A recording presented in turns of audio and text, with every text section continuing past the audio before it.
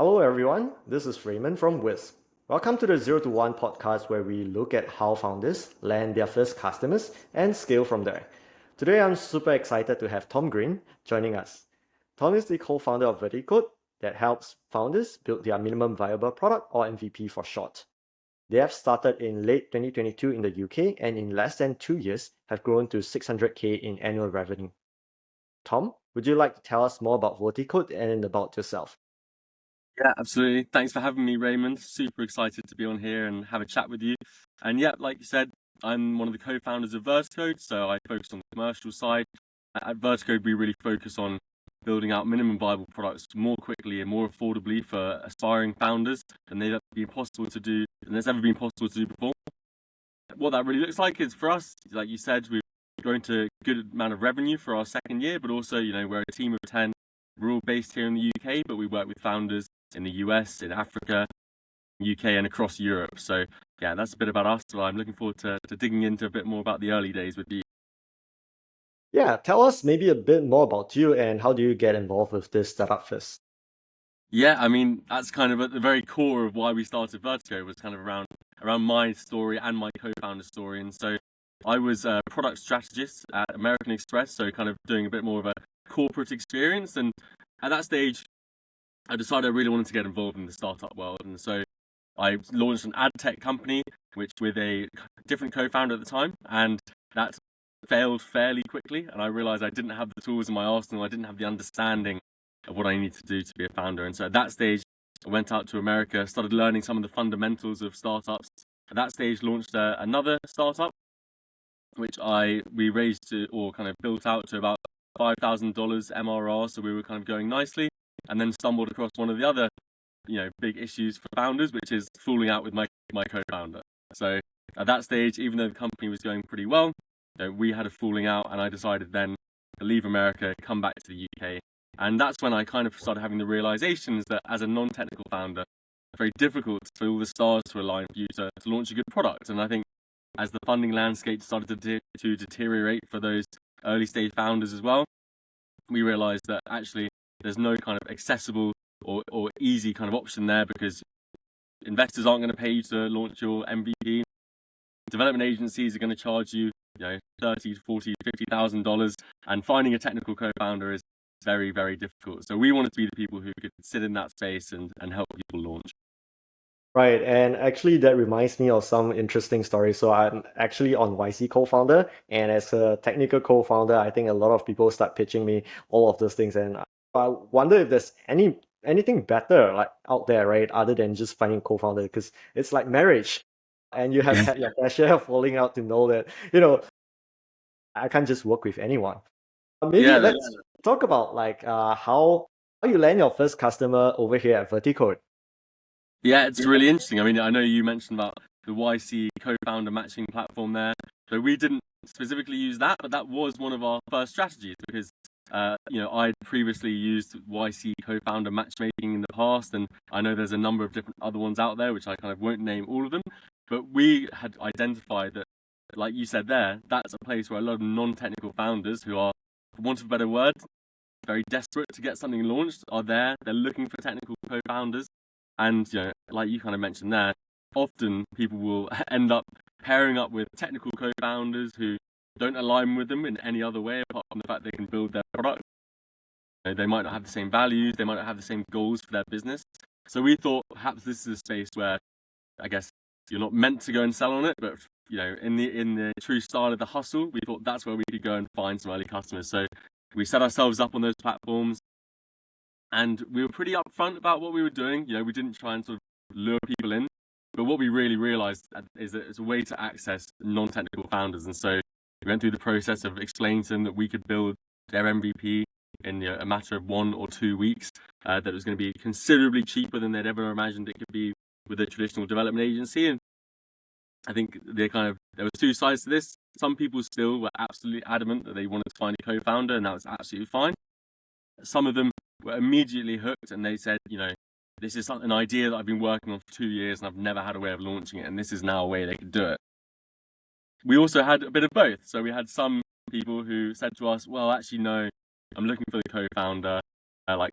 Good to have the conversation, but not interested And then we would hear from them 2-3 months down the line, and they say, okay, I'm sick of trying to find a co-founder now. I just want to get something launched, start building their traction and moving from there.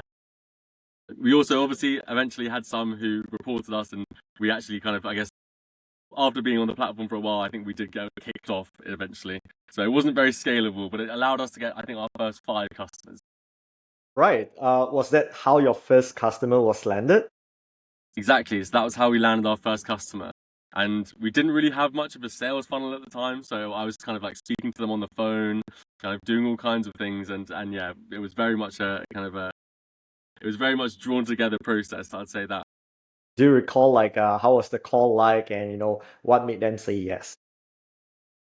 Yeah, I think for me, I remember this first customer very vividly. They had been working on this project for a long, long time. So I think they had felt the scars of trying to find a co-founder. They felt the scars of looking for development agencies, and they definitely felt the scars of trying to raise investment without any traction.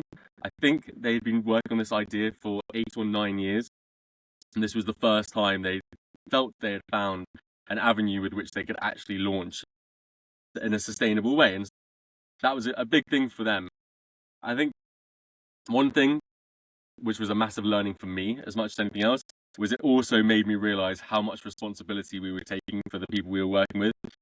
You understand, I'm sure you would have seen this before, is that when someone's got an idea, it is their baby.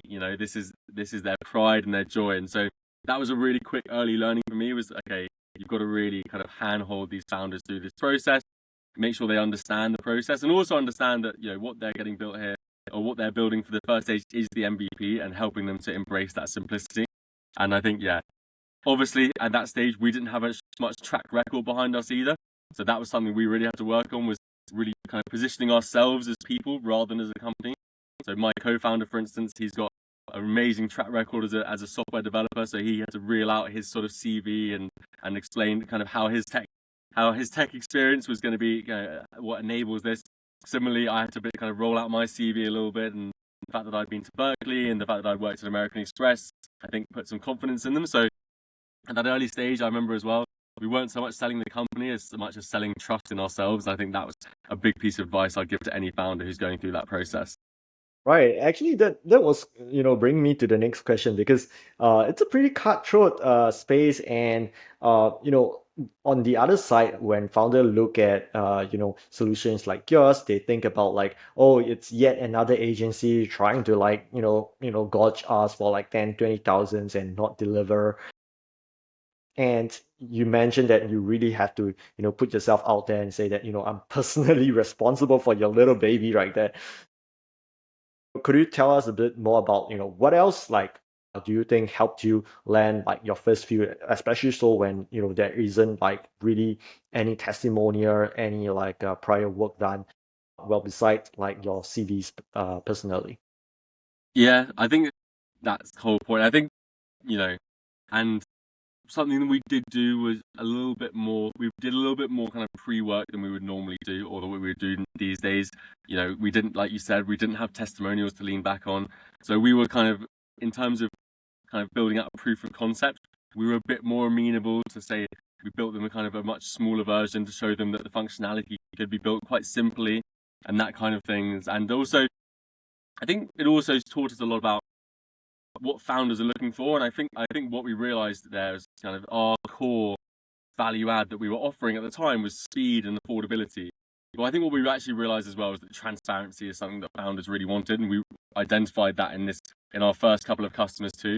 And the transparency about effectively what this product was and wasn't going to do, and effectively not agreeing to do everything. And I think still, despite not having much of a kind of track record behind us, still having that kind of confidence to push back and say, okay, no, this isn't a good idea, or we should do it this way instead. That, I think, built us a lot of respect with the client and made them realize that we weren't just there to make a quick buck off them and disappear. They realized this is something that we're very interested in, something that we were passionate about. I think that's probably another big piece I'd say, is that when you don't have a track record behind you, you have to show passion for the project that you're working on. I think that's something which really kind of resonates with early customers.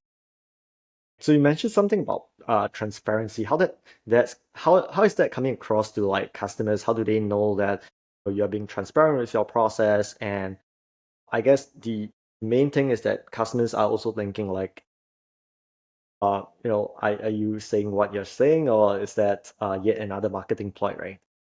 Yeah, so I think one thing that we did, which actually we still do today because we realized this was important, is we didn't take any payment until after we deliver the product. So effectively really doubling down on the quality of what we were building. Because I think that's a key thing about what we offer is it's quick, it's affordable, but it's not cheap and rubbish. It's still a high quality product, very usable. And so for us, that was a big piece. And even in our early customers, we really doubled down on that idea of you don't pay until it's delivered. And so that was a one piece that obviously really de-risked it for them. I got, of course, there was a little bit of risk for us at that stage, and there's always the chance that you build it and they don't want it, especially in the early stage when we weren't able to qualify our leads so much. I've got to say, in all the years, a couple of years we've been doing this, we've actually never had that happen. We've never had a customer run off without paying. I think that's kind of a testament to the products, but we have to, at the early stage, we had to be the ones to take on that risk because, we were the ones who needed to get some traction, needed some early customers, and we were willing to take on that risk at the early days. That's amazing. And like you guys were running this bootstrap and decided to like go all in on this together? Pretty much, yeah. I think my co-founder's technical, I'm non-technical. We were able to, between us, hustle enough to get these first few customers, and really that was all we needed to kind of to fuel us going forward. Right. And you mentioned that your co-founder is technical while you are non-technical. So I assume that you are the one who's doing most of the selling. Do you think that you are naturally good at selling for the first time actually not your first time, right? This is probably your second or third time. Maybe walk us through like, do you think you're natural or something that you'll learn through the It's really interesting. It's something which I thought I was going to hate. Something I thought that I was not going to enjoy doing, and especially when we sort of devised this plan at the very beginning of going on to co-founder matching websites and finding founders, and basically instead of finding a co-founder, they're finding someone who's going to basically sell them an MVP build. I was dreading it. I was really thinking, oh God, I'm going to get people shouting at me and swearing at me and rejecting me. But actually, I was really pleasantly surprised by the reception. I was really pleasantly surprised to find that actually this was something which was adding value for people. And I think really actually effectively selling to people who didn't want to be sold to at that stage and still having success was what really cemented this as a kind of an enjoyable process for me, because it meant that actually in future, when we did have more scalable marketing channels and when people were booking sort of intro calls with us, I had that confidence that these are people who were actually looking for it. I was able to sell this to people who weren't even looking for it. And so that kind of that confidence that what we were doing was really adding value is what was able to kind of make it really enjoyable. I think was able to make me a good salesman because I was able to really honestly say to them that this is going to add value for them and be a really good solution for them. maybe share with us like how do you segue from we are meeting each other from a co-founder perspective down to like Tom trying to sell me this service. Like, how do you do that? Yeah, it's it's a very difficult art, I'd say. I'd also say sometimes it's just not on, and I think that's the same thing with any sort of like, I guess, happens in cold sales as well. Sometimes you'll just realize the sale just isn't on. They're not not the kind of people you're looking for. They're not the right target for you. But generally, we found that those ones who are receptive were those who, firstly, had kind of shown some commitment to putting some money behind their product. So they might have gone away and done some market research or done some kind of branding or something like that. Or even kind of maybe put some money into some early sales funnels or early kind of advertising to start getting it out there, even before they had a product.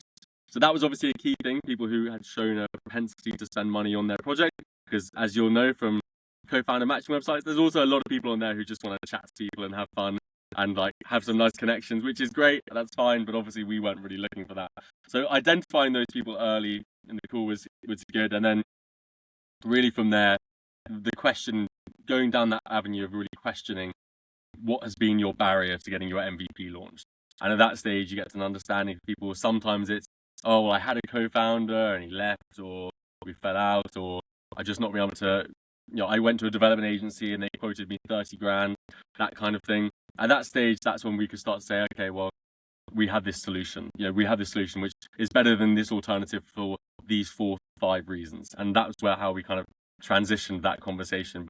Yeah, more in the, I've got to be honest, we did a lot of those calls, probably converted 5 clients at that stage. I wouldn't even want to guess how many calls I did, but it'll be over 100 for sure. Over 100 to land 5. Wow. Okay. I And you reckon. mentioned that, some of them actually reported you on those platforms. And I guess if I'm on those platforms, actually, I have reported like some people who are just outright there to sell.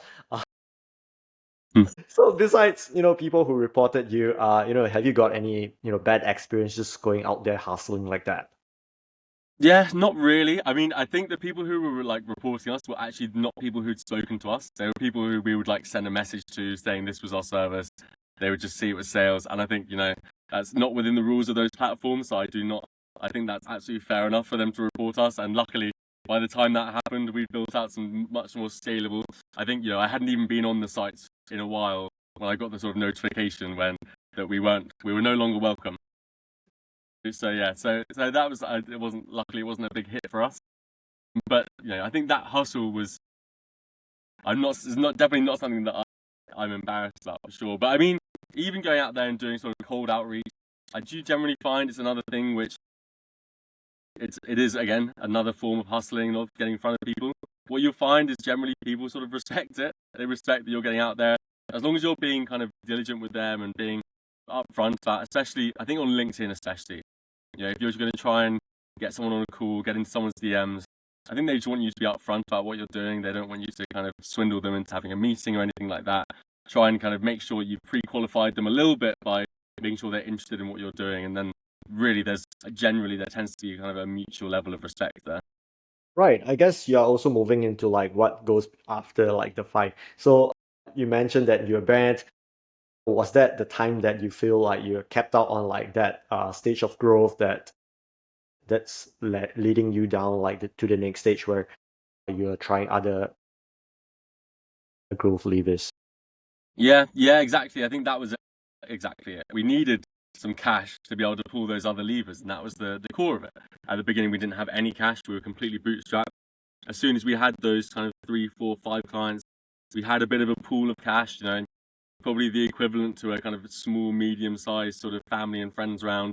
And we had to be very intelligent in how we used that. And I think that's a key thing for us, was making sure that we use that money in a way which was going to give us a return on investment, where we weren't going to have to use these such scrappy kind of techniques to get our next customers, and starting to build kind of infrastructure, so repeatable processes. So for us, that looked like Google marketing, basically. So we used our money that we had from our sales, put that into Google Ads effectively. And for us, it was an experiment. Both of my co-founder and I had no experience using Google Ads, but we thought, from our conversations that we'd had, by this stage, we'd had over 100 conversations with founders. We knew the kinds of things that they were looking for, the kinds of wording they were using when they were looking for their MVPs. So we used our very basic skills to get some Google Ads out there, and effectively we were able to land a couple of clients from there to start with, and then again reinvesting that money and scaling it up.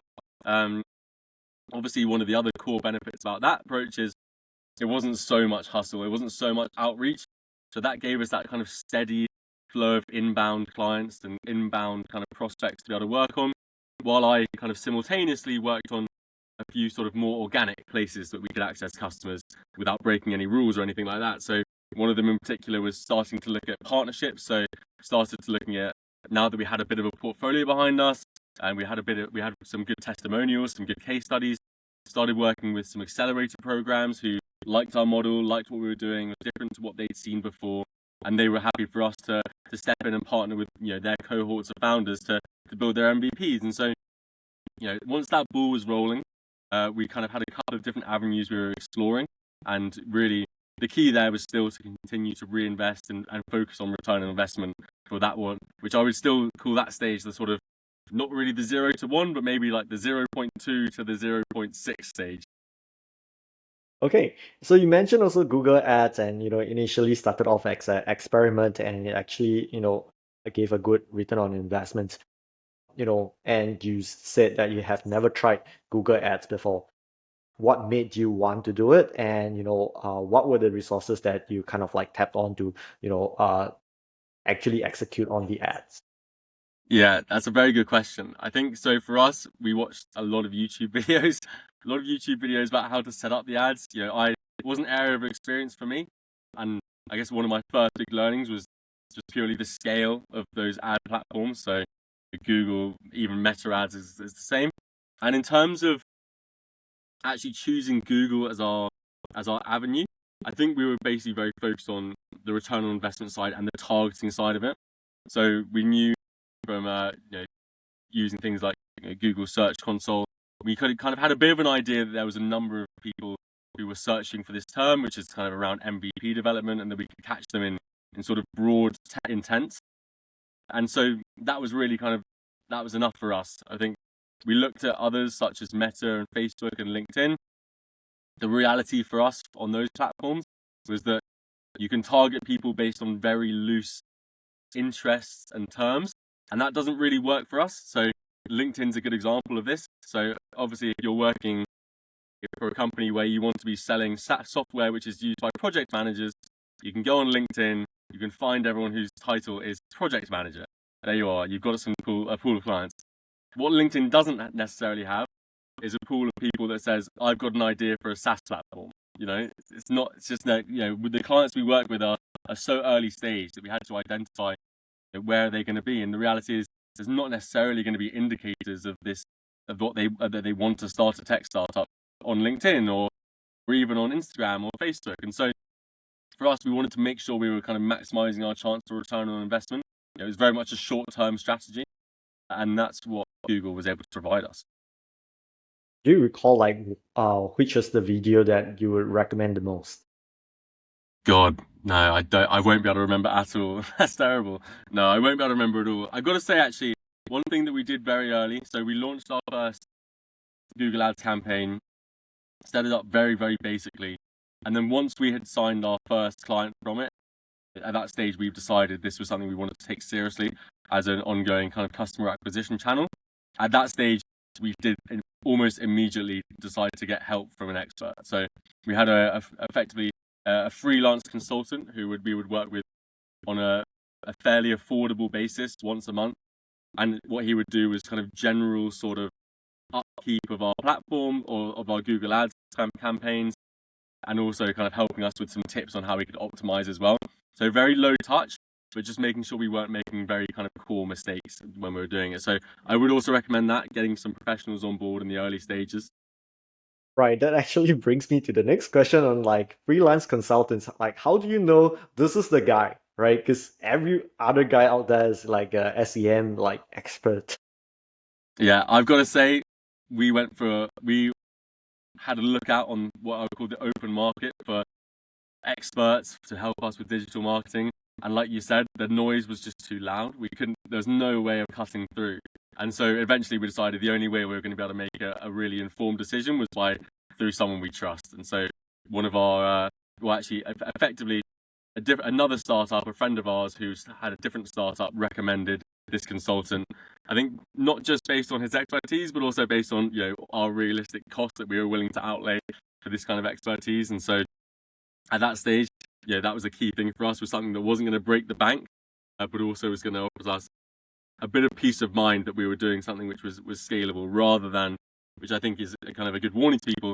There's definitely stories of people who go down the route of trying to maintain their own Google Ads for too long, and actually you can make a real mess of it, and it's kind of you have to undo those problems further down the line. So getting some professionals on board, just even to have a look over what you're doing, I think is really key. And yeah, I would recommend, if you can, get a referral from a trusted source. Yeah, I guess that's why you have the founder community, right? We get Yeah, we pass along a lot of contacts from time to time just to make sure that you get the best deal out of that. So exactly. Always lean on other founders. yeah, it is tough. So I think founders support founders, and we don't get each other trapped with all this development agencies or this XEM expert and spend lots of money on that. So okay, that's interesting. So you mentioned that right now your customers are finding you through either the partnership with the accelerator or through Google Ads. Are there other channels right now that you have tried and worked for you? And also were there any experiments, because you said it, were there any experiments that didn't work for you? Yeah, absolutely. I mean, I think that's the nature of marketing, is that it's always, you always want to be experimenting. You obviously want to have your base of your kind of your core stuff that you know works. You know, for us, like Google Ads is at the very core of what we sort of know will give us a decent return on investment, even though we continue to innovate in that space. But of course, we want to push beyond that. So that was sort of, I guess, the next stage. Once we'd laid that foundation with partnerships in Google Ads, we wanted to go out there and see where we could explore more. So something that we have pushed into is Meta ads. So Meta for us was effectively an experiment. Interestingly, we actually started off fairly positively with Meta. So we started off putting a bit of budget in there, kind of nowhere near as much as we were putting in Google Ads, but still putting a bit of budget in there. And we were able to secure a client from Meta within the first sort of 5 or 6 weeks. So at that stage, we thought that we had, we're onto kind of a real winner, that we were onto kind of opening up a new acquisition channel. And the truth was that after that, actually went really dead. And also, I think one thing that we found was that there's also a bit of a kind of a resource consideration to play off there, because one thing about Meta is that it brings you a lot of leads. So whereas Google Ads brings you not that many, but higher quality in general, Meta brings you a lot. And the quality tends to be lower, just in terms of our space, in terms of converting them. And what we realize is that, our members of the team now who are working on the commercial side spend a lot of time working through those leads and often not getting the return on investment on it. And so we had to realize that was a consideration for us as well, that, do we want to be putting our time as well as money into generating these sort of slightly subpar leads? And so for us, that was an experiment which overall didn't work. We decided not to go down that route anymore. And then I guess on the flip side of that, when we started that Meta kind of campaign, that kind of Meta ads campaign, one of the things that we had discounted at the time was doing LinkedIn ads, because really, like I mentioned earlier, the targeting didn't quite work for our kind of demographic of clients that we were looking for. But similarly, LinkedIn's quite expensive, so we didn't really have the funding, the budget at the time. So that was one of the reasons we went for Meta, is because it's more accessible from a funding perspective. Whereas actually, when we decided that Meta wasn't going to be the route for us anymore, that was when we started kind of looking at LinkedIn again, thinking, okay, well, that experiment didn't work. Let's try out this as an experiment. So that's an experiment which is currently ongoing, and I'd say showing promising signs. I wouldn't say we've overcommitted to it being absolutely core up to our customer acquisition so far, but yeah, those experiments are still ongoing. So yeah, there's always that element of doing things which do work and don't work, and I think within that, there's always little kind of quirky things as well. A few kind of brand pieces which start to come into it over time. I think I mentioned that with Google Ads, for us, it was purely return on investment. We weren't really interested in anything else apart from getting clients. We put a certain amount in, we want a certain amount out. We've also started to explore some avenues which are almost the opposite of that. So we've started to do things like sponsoring newsletters, sponsoring events, which actually can be very affordable, but you don't necessarily see the return on investment straight away. But I've also definitely had clients who have come to me and they've just said, oh, well, I was referred by someone who knew you and was front of mind for you because they saw you in this random publication. So I wouldn't discount those things as well, but they're definitely further along the line than the return on investment pieces. Right, you mentioned that, sometimes when trying an experiment, there's no ROI right away. And how do you find the balance between like waiting for results? Because some things needs a little bit of time, right? For instance, like newsletter. And how do you balance between waiting for results and saying that, hey, this is too much, like I don't think we are going anywhere with this. We should stop this. Yeah, it's a really difficult one, and I would be lying if I said that I had the answer to this question completely, to be honest. It's really tough because, like I said, with Meta, for instance, we thought we were onto a winner. We thought we'd found something which was going to bring us in more return on investment, similar to what we had with Google Ads. But after, a further sort of 3-4 months, we realized it just wasn't the case. I would say you've got to find that balance of, firstly, as a startup, you're likely to be working on small budgets. The small budgets, unfortunately, do mean that you have to give stuff more time. You don't have the kind of the immediate validation you can have if you're a big corporation who's going to put £100,000 into or $100,000 into a channel. You can pretty much validate or invalidate it within the first few weeks. Unfortunately, when you're operating at the scale that we are, or especially the scale that we were, you have to give it time. So you can't be too hasty. But at the same time, you're still a startup, right? You still want to be moving agile. And so I think it's a really difficult one to try and find that line. And I think, to be honest, what I would say is you've got to go with your gut. At some point, you might start seeing if there's promising signs, but you haven't converted anyone yet, then stick with it. If you may have converted someone and they actually turned out to be an okay customer, but they were, a complete anomaly, and everyone else that you seem to be getting through a particular channel is really just kind of sucking your resource and not giving you any results, then maybe it's time to make your gut decision on that. And I think if I was going to be really sort of direct about it, that's the reason that you're the founder. That's the reason that you're the CEO, because you've got to be the one who makes that decision based on your gut, and you won't always have the stats to tell you what to do. Right. You mentioned that with the meta ads, you got a customer within 5 or 6 weeks. Do you think like that was also one of the reasons it led you further down to like, oh, let's put a little bit more just in case that it brings me one more customers? Yeah, it is, especially, and you've got to take into account the kind of offering you have. If I was someone who was selling sort of t-shirts, then it'd be pretty clear to me that I wasn't going to make a return on investment based on this. But the reality is that when you're selling something like we do, which is MVPs, and although what we sell is very affordable for an MVP, it's still a relatively high ticket item. Still, it costs a couple of thousand as opposed to $20 or $40. And so just converting one client and then converting a second has a massive difference on the return on investment you're getting. So you are just thinking, you never know, is that next customer just round the corner? But at some point, like you kind of mentioned earlier, you have to take that courageous step, that brave step to say, okay, look, let's not do this anymore. Even if that customer might be around the corner, let's use this budget. There's more exciting ways to use this budget. And I think that's the way to think about it, is if you've got your marketing budget, you've got it segmented up into different avenues. You've got to, rather than being scared to cancel one piece of the budget, be more excited about what else you can be doing with that budget. That's a good framework too. I mean, like thinking about opportunity cost of that, right?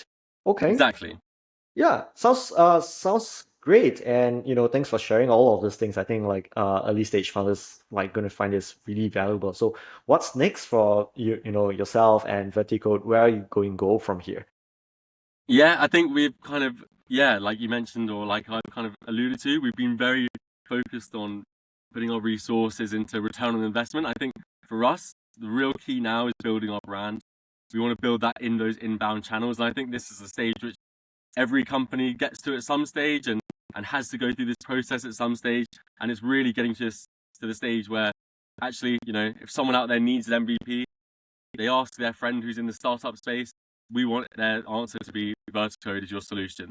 And you don't get to that by doing Google Ads, sadly. You get to that by getting out there, getting your name out there, speaking with the right people, making sure you're getting your brand and your positioning in the places where your target clients are hanging out.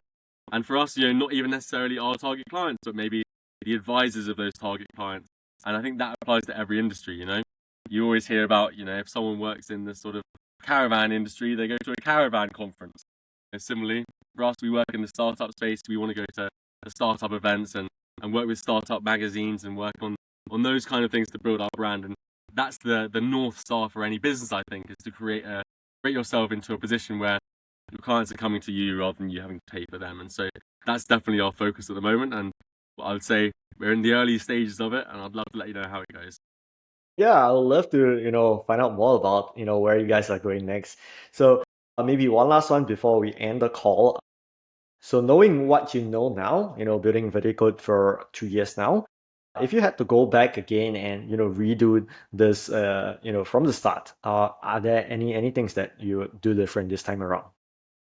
Yeah, I think there was a really fine line for us in the early stages. Like I mentioned earlier, we obviously, even with our early clients, had to sort of assert ourselves as like an authority, as experts in this field, because we needed to build that trust. I do think at some times in the early stages, that positioning of us being the experts and being an authority did mean that sometimes we didn't always listen to our clients as effectively, as quickly, or as kind of as closely as we could have. And actually, some of the bits of feedback we got from early prospects, early people we spoke to, we sort of swept that under the rug as, okay, well, these are just the kind of kind of things we're going to get pushed back on because we're so early stage.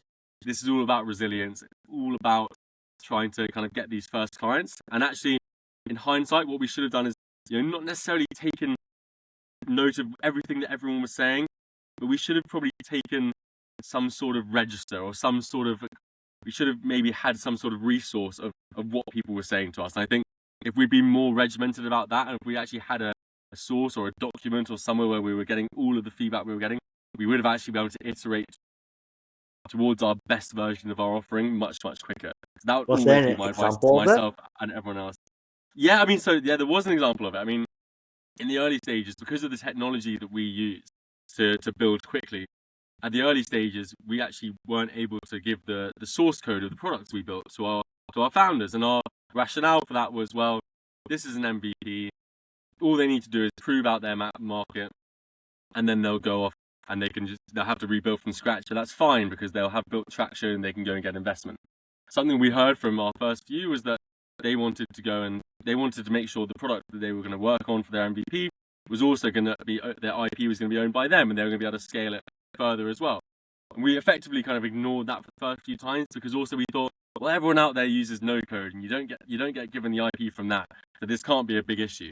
But actually, about 2 or 3 months later, we realized it was a big issue, and so we went out there and we created kind of one of the more technical pieces of our toolkit, which is the code generation tool, which means that now all of our founders do get full access to their source code, and I think that's something that in another life, or if I went through that process again, we would have picked up on that feedback earlier. Right. Okay. Thank you so much for sharing all this tidbits on the early stage growth as well as like some of those internal framework around how you think about experimenting in the different marketing channels as well as like listening to your customers. So I think we shall call it a day. Thank you very much, Tom, for joining us on this call. If the audience would like to contact you, what is the best way to do so? Best way to get hold of us is just to go to verticode.co.uk. Lots of stuff you can read on there in terms of information, blogs, more tidbits. But even if you want to have a conversation with me or one of our experts, there's plenty of ways you can do that through the website as well. All right. Thank you very much, Tom.